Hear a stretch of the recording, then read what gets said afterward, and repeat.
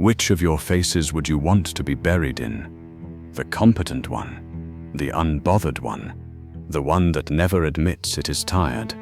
Here is the paradox. The mask you wear to hide your discontent is the same thing that keeps it alive. The Romans had a word for this, persona. It named the mask an actor wore on stage, carved, exaggerated, hollow at the mouth. Personare. To sound through. Notice what that means. The mask was not built to hide the man. It was built to make him audible in the back rows. Every face you put on is a device for being heard. That is why they are so hard to set down. You are not protecting a lie. You are protecting the only version of yourself that anyone ever applauded.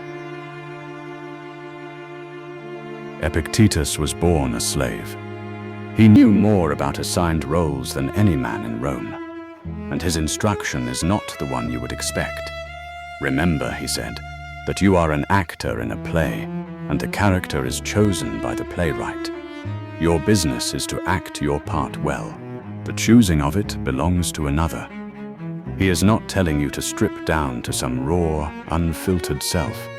He is telling you to remember which hand is holding the mask. That is the whole of it. The trouble was never that you wear one. The trouble begins the day you can no longer take it off.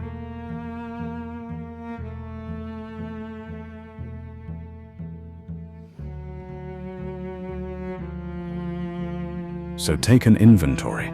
Every man past 35 is carrying 3 or 4 of these. The competent one, who has not asked a genuine question in 9 years. The provider, who converts every private ache into another hour of work, because effort can be measured and grief cannot.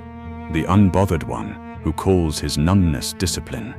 The cynic, who mocks what he wanted and failed to get. The busy man, whose calendar is a wall. None of these are lies, exactly. Each one is a defense, and each is held in place by a single fear you have never spoken out loud. Here is the part nobody tells you. A mask is not a costume. It is an anesthetic. It works. It genuinely dulls the ache of a life that has drifted from what you intended.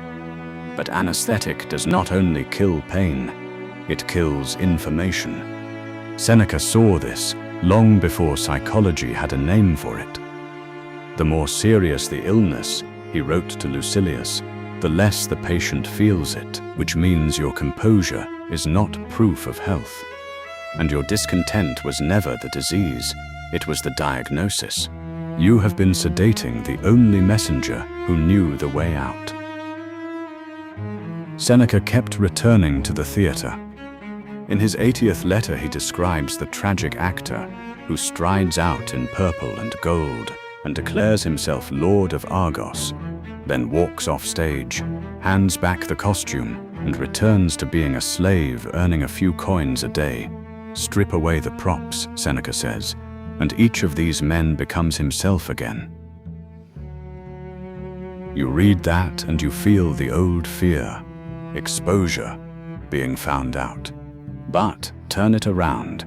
The greater danger is not being unmasked. The greater danger is being believed, because a man who is completely believed receives help intended for a person who does not exist. His wife comforts a stranger. His friends toast a character. And the real man sits inside, unreached, and calls that now the trap that catches serious men. The anti-mask. Seneca warned about it directly. Avoid the rough cloak, the unkempt beard, the ostentatious plainness that shouts its own austerity. Philosophy, he said, has enough enemies without you making it strange.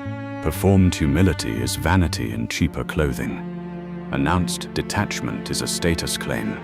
And Stoicism itself makes the most durable. You can quote Marcus Aurelius for a decade and use every line as a wall. Amor fati becomes an excuse not to try. Indifference to externals becomes an excuse not to feel.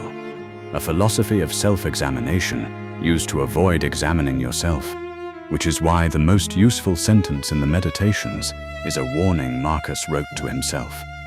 Take care not to be Caesarified, not to be dyed with that dye. Understand who is speaking.